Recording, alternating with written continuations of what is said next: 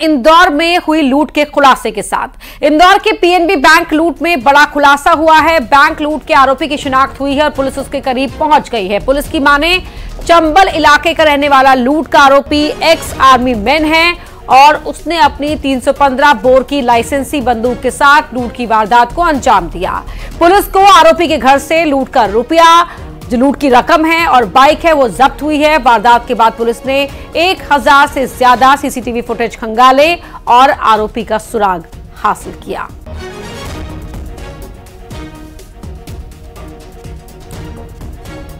तो इंदौर में कल पंजाब नेशनल बैंक में ये लूट हुई थी, जहां एक आरोपी ने बंदूक की नोक पर कैशियर से पैसे निकलवाए थे और बैग में डलवाकर वो बैग लेकर फरार हो गया था। पुलिस ने उसकी पहचान कर ली है। जल्द ही गिरफ्तारी की बात भी कही जा रही है। पुलिस का दावा है कि आरोपी चंबल इलाके का रहने वाला है, एक्स आर्मी मैन है और करीब 1000 सीसीटीवी फुटेज खंगालने के बाद पुलिस ने आरोपी का सुराग हासिल किया। आरोपी के घर से लूट की रकम और बाइक जो उसने वारदात को अंजाम देने में इस्तेमाल की थी, वो बाइक भी पुलिस ने उसे जब्त कर ली है। 1000 से ज्यादा सीसीटीवी फुटेज खंगालकर आरोपी का सुराग पुलिस ने हासिल किया।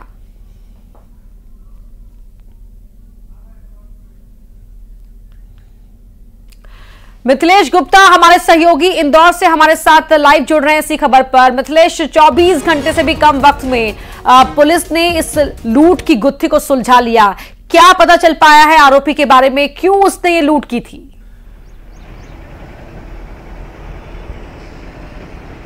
देखिए, आरोपी का नाम अरुण सिंह है और पहले उसने जो पता बताया था वो पता गलत था। अभी पुलिस को जो उसका पता जानकारी सामने आया कि वो उत्तर प्रदेश के एटा का रहने वाला है, पूर्व जो सैनिक है। और पहले कल ही पुलिस ने कहा था कि जिस तरीके से हुलिया था, जो शूज पहन रखे थे और जो बंदूक थी, कहीं ना कहीं उस बात से पुलिस को आशंका था कि ये कोई रिटायर्ड आर्मी मैन ही हो सकता है और वो निकले भी रिटायर्ड आर्मी मैन निकला ये आरोपी। लेकिन आरोपी ने इस पूरी घटना को क्यों अंजाम दिया अभी तक ये स्पष्ट नहीं हो पाया है। पुलिस को वो अलग अलग चीज़ें जो जांच चल रही है उसमें अलग अलग बातें बार बार बदल रहा है, यानी जो बयान है अलग अलग वो बयान अधिकारियों को दे रहा है। इसलिए पुलिस ने भी इस बात का खुलासा नहीं किया है कि उसने इतनी बड़ी घटना को अंजाम क्यों दिया है। लेकिन 3 लाख रुपए घर से बरामद हुए हैं, कुल 6,64,000 रुपए वो बैंक से डकैती डालकर लेकर चला गया। अलग अलग रूट से होता हुआ घर गया और पुलिस ने अलग अलग सीसीटीवी को देखे। 1172 सीसीटीवी कैमरे रात भर में पुलिस ने देखे। हर एक रूट को देखा गया, जिस जिस रूट पर नजर आता गया। आखिरी जो रूट था उसमें उसके चेहरे से मास्क हटाया, उसमें चेहरा क्लियर हो गया था, यानी पुलिस को पता चल गया कि यहीं कहीं आसपास रहता है और चेहरा भी सामने आ चुका था। और 1172 कैमरे देखने के बाद जब पुलिस श्यामनगर पे पहुंची तो वहां पर भी पुलिस हरी कलर के, यानी हरे रंग की जो बाइक है उसको तलाशने लगी। कुछ घर के लोगों से बातचीत किया देर रात में कि क्या किसी ने इस बाइक को देखा है या किसी ने इस व्यक्ति को देखा है। तो आसपास के लोगों ने बताया कि ये सिक्योरिटी गार्ड का काम करते हैं और पास में ही मकान है। जब घर पहुंचते हैं तो दरवाजा पत्नी खोलती है।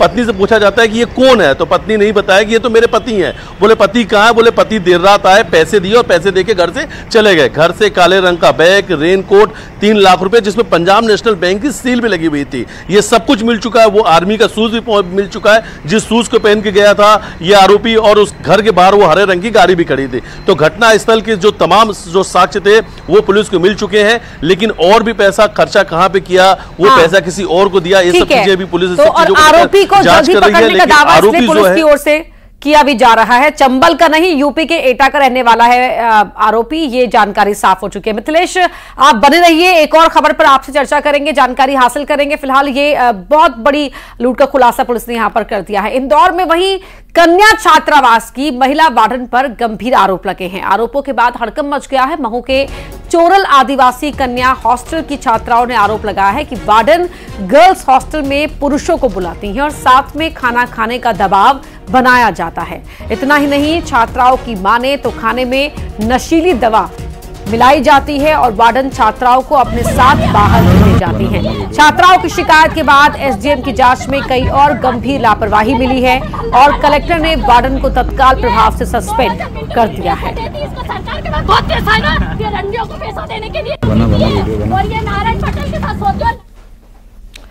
मिथिलेश हमारे सहयोगी हमारे साथ लाइव जुड़े हुए हैं इसी खबर पर भी। मिथिलेश, ये बेहद गंभीर आरोप हैं लगे हैं।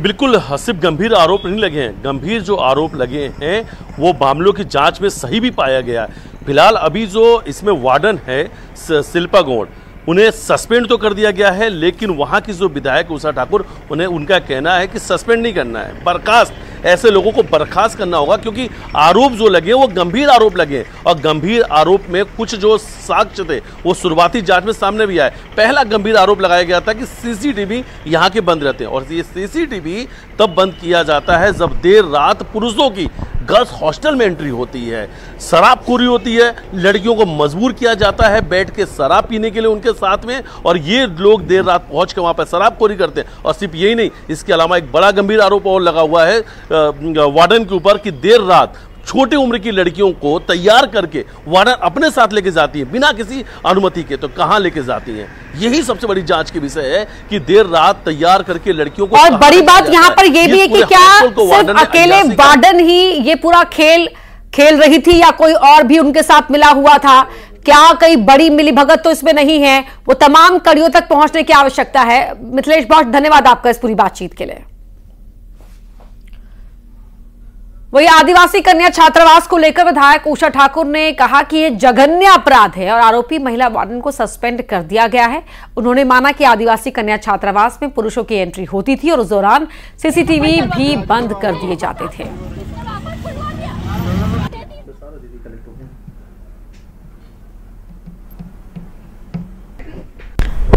चुरुल छात्रावास में जो हुआ वो जघन्य अपराध है, अक्षम्य अपराध है। हम माननीय मुख्यमंत्री जी, माननीय विभागीय मंत्री जी से बात करके ऐसी गैर जिम्मेदार और अनैतिक महिलाओं को बर्खास्त कर देना चाहिए, क्योंकि ये जहां जाएंगी वहां गंदगी फैलाएंगी और इन्हें छात्रावास का प्रभार कभी किसी कीमत पर नहीं दिया जाना चाहिए।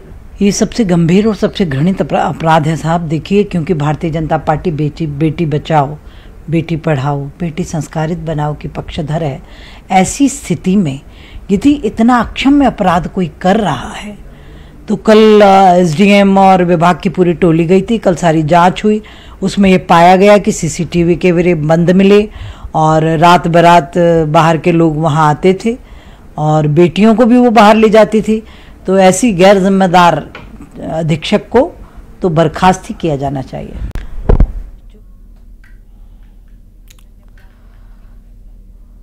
तो वार्डन को बर्खास्त किया जाए, सस्पेंड नहीं बर्खास्त करना चाहिए, क्योंकि वार्डन ऐसी जो महिलाएं हैं वो जहां जाएंगी वो इस तरह के कुकर्म करेंगी। का प्रभार कभी किसी कीमत पर नहीं। खबर ग्वालियर से, जहां एक बिल्डिंग का पिलर दरकने से हड़कंप मच गया। मामला थाटीपुर इलाके में गोल्डन टावर का है। गोल्डन टावर मल्टी में करीब 27 फ्लैट बने हुए हैं और बेसमेंट में एक पिलर दरक गया।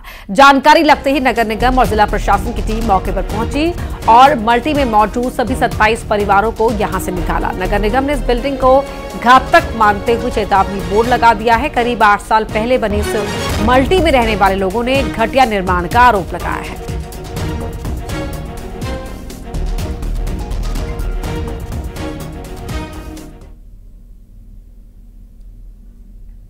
ग्वालियर के थाटीपुर इलाके में स्थित गोल्डन टावर की बिल्डिंग जर्जर होने की स्थिति में पहुंच गई है। दरअसल करीब 7-8 साल पहले बनी इस बिल्डिंग का जो पिलर है वो पिलर दरकने लगा है और पिलर की स्थिति ये है कि उसके सरिये सहित तमाम जो कंस्ट्रक्शन चीजें थी वो खराब हो चुकी है।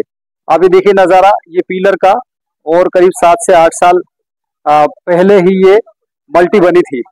इस मल्टी में आपको बता दें कि करीब 27 फ्लैट हैं और लगभग 27 परिवार इस मल्टी में रहते हैं। और जैसे ही ये हालात इस तरह के बने तो इस मल्टी में रहने वाले सभी लोगों को खाली करवाया गया है और साथ ही यहाँ ये एक सावधानी वाला चेतावनी बोर्ड यहाँ लगाया गया है। इसके साथ इस पर भी दीवार पर भी लिख दिया गया है कि ये रहने में घातक है। यही वजह है कि यहाँ नगर निगम और जिला प्रशासन की टीम ने इसको पूरी तरह से खाली करा लिया है और यहाँ बैरिकेडिंग कर दी गई है ताकि किसी तरह से कोई यहाँ आ ना पाए और हादसे की अगर स्थिति बनती है या कोई परेशानियां बनती है तो उससे लोगों को नुकसान ना हो। पूरी स्थिति है इस बिल्डिंग की।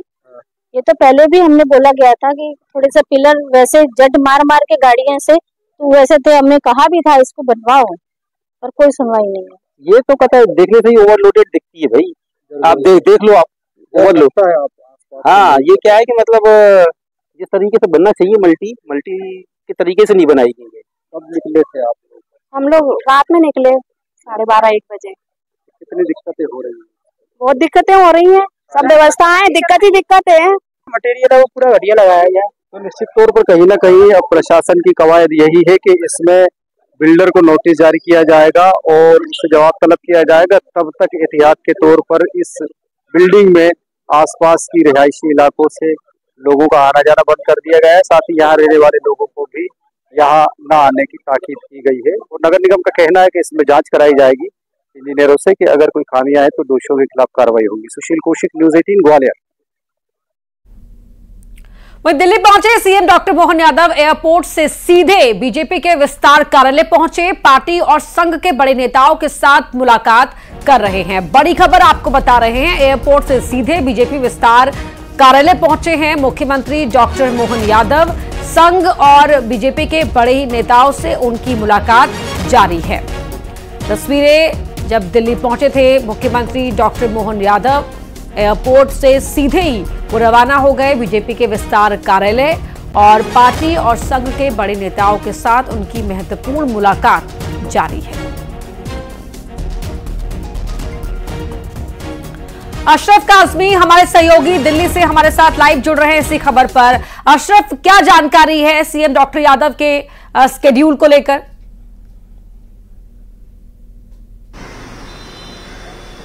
देखिए अपर्णा, करीब 1 घंटे तक यहाँ पे मुख्यमंत्री और भाजपा के और संघ के जो बड़े नेता थे उनकी यहाँ मुलाकात चली और अभी अभी मुख्यमंत्री का कारकेट यहाँ से चला गया है, उनकी मुलाकात खत्म हो चुकी है। इस मुलाकात में बीएल संतोष और शिव प्रकाश वो यहाँ मौजूद थे। इसके अलावा कैबिनेट मध्य प्रदेश कैबिनेट मंत्री कैलाश विजयवर्गीय भी थे, वो हालांकि अभी भी यहाँ पर अंदर बैठक में है और जो सूत्र बता रहे हैं कि संभावना ये व्यक्त की गई है कि जो विधानसभा जो कैबिनेट का जो विस्तार है उसको लेकर चर्चा की गई, किसको जगह दी जाए, क्योंकि अभी जो रामविलास रावत को उन्होंने कैबिनेट में शामिल कर लिया लेकिन उनको पोर्टफोलियो नहीं दिया गया। हालांकि अभी भी बीजेपी के जो बड़े नेता हैं, कद्दावर नेता हैं, जिनको शिवराज की कैबिनेट में लगातार कहीं ना कहीं जगह मिलती रही थी, वो तमाम लोग भी चाहते हैं कि उनको भी अब मोहन यादव की कैबिनेट में जगह मिले। तो इसी क्रम में यहां पर चर्चा की गई है।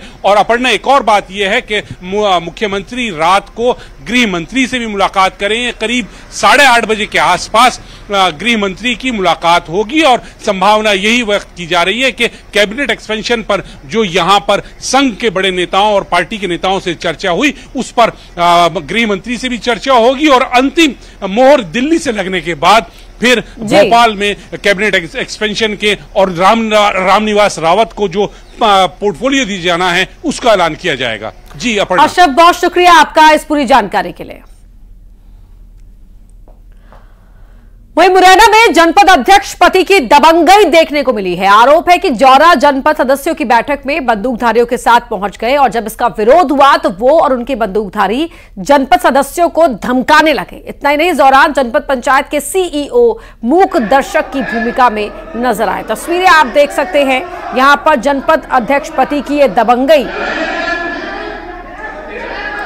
जनपद सदस्यों की बैठक हो रही थी, बंदूकधारियों के साथ यहां पर जनपद अध्यक्ष के पति पहुंचे और जब बाकी मेंबर्स ने इसका विरोध किया तो वो और उनके बंदूकधारी जनपद के सदस्यों को धमकाते हुए नजर आए।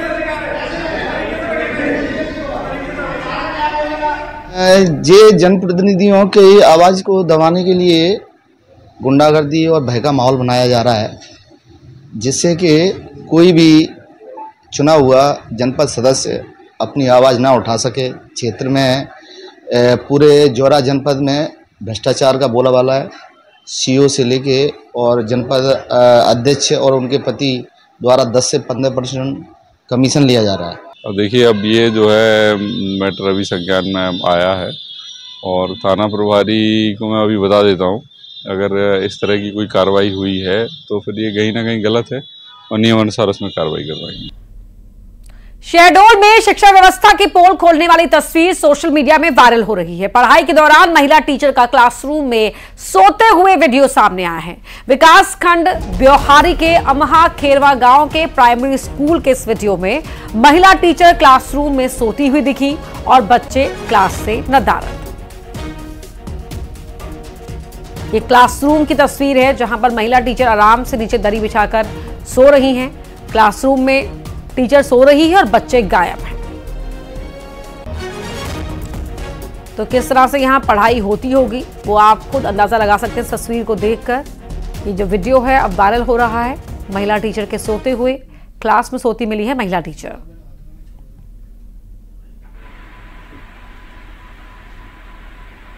बच्चे कहां हैं इस दौरान, कब का ये वीडियो है, किसने ये वीडियो बनाया था, अभी तमाम जानकारियों का सामने आना बाकी है। बिजली कंपनी के बकायेदार उपभोक्ताओं ने अगर अपना बिजली का बिल अदा नहीं किया तो उनके कंधे से बंदूक उतर जाएगी। मुरैना कलेक्टर का यह आदेश सुर्खियां बटोर रहा है। मुरैना कलेक्टर ने बकायेदारों पर सख्त एक्शन लेते हुए निर्देश दिए हैं कि बिल न भरने वालों के बंदूक लाइसेंस निरस्त हो जाएंगे, जिसे लेकर कलेक्टर ने बिजली विभाग से बकायेदार उपभोक्ताओं की लिस्ट मांगी है। साथ ही संपत्ति कुर्क और खाते सीज जैसे अन्य कार्रवाई के निर्देश भी दिए हैं।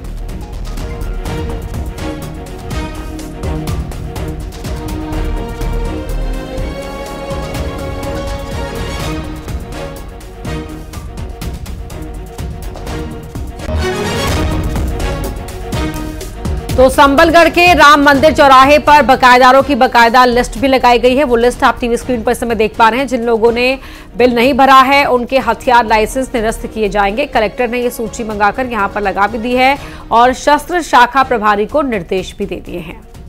1600 करोड़ से ज्यादा का ये बिल बकाया है। अगली खबर सिंगरौली से, जहां तेज रफ्तार ट्रेलर ने बस को टक्कर मार दी। पुल के नीचे गिरने से बस बची। बस में सवार करीब 1 दर्जन से ज्यादा यात्री घायल हो गए। सीधी से सिंगरौली जा रही थी बस। घायल यात्रियों का अस्पताल में इलाज जारी है। बताया जा रहा है कि सीधी से सिंगरौली जाने वाला रास्ता बहुत खराब है, जिसकी वजह से यहां आए दिन कोई ना कोई हादसे होते रहते हैं।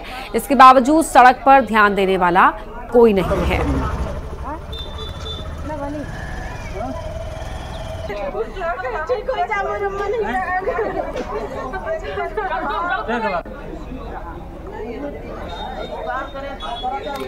हरीश हमारे सहयोगी जुड़ गए हैं। हरीश, क्या जानकारी है? बिल्कुल अपर्णा, ये बस जो है तो सीधी चल के सिंगरौली जा रही थी, लेकिन जिस तरीके से NH 39 सीधी सिंगरौली सड़क की खस्ता हाल है, यही वजह है कि बस और जो ट्रक था वो आमने सामने आ और पुलिया जो क्रॉस कर रही थी बस, उसी दरमियान ट्रक ने जोरदार ठोकर बस को मार दी है। यही कारण है कि बस हालांकि पुलिया के नीचे गिरने से बच गई है, लेकिन बस में बैठे जो यात्री थे वो दर्जन भर सभी के यात्री जो है तो जख्मी हो गए हैं। फिलहाल सभी पूरे मामले को लेकर राहत बचाव कार्य जारी है और जो घायल लोग हैं उनको अब अस्पताल ले जाया जा रहा है। और इस पूरे घटनाक्रम में इसकी बड़ी वजह निकल कर जो सामने आई, तो जो ट्रक था वो तेज रफ्तार था। यही कारण था कि ट्रक को लगा पहले पुलिया क्रॉस कर लेंगे, लेकिन जब तक ट्रक पुलिया को पार कर पाता उसके पहले ही बस भी पहुंच गई। यही वजह है कि ट्रक जो है तो अनियंत्रित होकर तेज रफ्तार होने की वजह से यात्री बस को जोरदार ठोकर मार दी। ये परिणाम कि जो बस है वो पुलिया के नीचे नहीं गई, हालांकि पुलिया के जाते जाते बस गई। बिल्कुल तस्वीरों में नजर आ रहा है किस तरह से यहाँ पर ये टक्कर हुई होगी। बहुत शुक्रिया आपका इस पूरी जानकारी के लिए हरीश। अगली खबर शहडोल से है, जहां सोन नदी में मिनी ट्रक गिरा। नदी में गिरा शराब से भरा ये मिनी ट्रक गिरने के बाद शराब की लूट मच गई। गाड़ी का ड्राइवर और क्लीनर मौके से फरार हो गए। शहडोल से ब्योहारी ये मिनी ट्रक जा रहा था। गोहपारू पुलिस मौके पर पहुंची।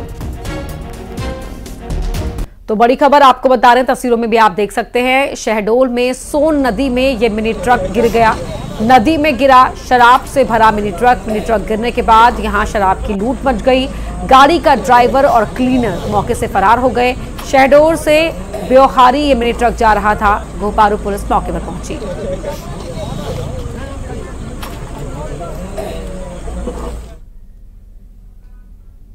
अगली खबर सीधी से है, जहां राजस्व हल्का पटवारी के साथ अभद्रता हुई है। जिला पंचायत सदस्य के घर में यह बदसलूकी हुई। अभद्रता और मारपीट का वीडियो सामने आया है। वीडियो सामने आने के बाद पटवारियों में आक्रोश दिखा।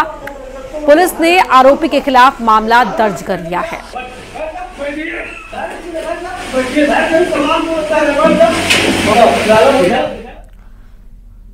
अशोकनगर में 3 तलाक का मामला सामने आया है। पत्नी को डाक से 3 तलाक भेजा गया है। तलाक के पेपर मिलते ही थाने पहुंची पीड़ित। आरोपी पति पर एफआईआर दर्ज की गई है। आरोपी आदिल शिवपुरी जिले का रहने वाला है। अशोकनगर जिले में ये 3 तलाक का पहला मामला है। तो पत्नी को आदिल ने डाक से 3 तलाक भेजा। तलाक के पेपर मिलते ही जो पीड़ित लड़की है वो थाने पहुंच गई, अपने पति पर एफआईआर दर्ज कराई। आरोपी आदिल शिवपुरी का रहने वाला है। अशोकनगर जिले में 3 तलाक का यह पहला मामला सामने आया है।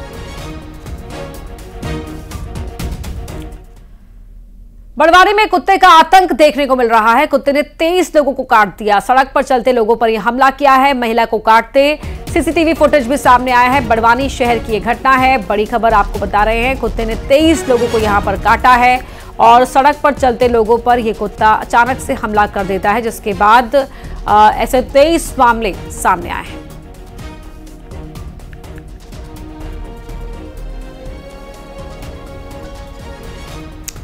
ये फुटेज आपकी टीवी स्क्रीन पर है। एक महिला यहां से आ रही होती है, अचानक से कुत्ता सामने से आता है और महिला के पास पहुंचकर देखिए सामने से महिला आ रही है, कुत्ता निकल रहा है और महिला कोई हरकत नहीं भी करती है, किनारे हो जाती है, लेकिन तब भी कुत्ता उस महिला को काट देता है।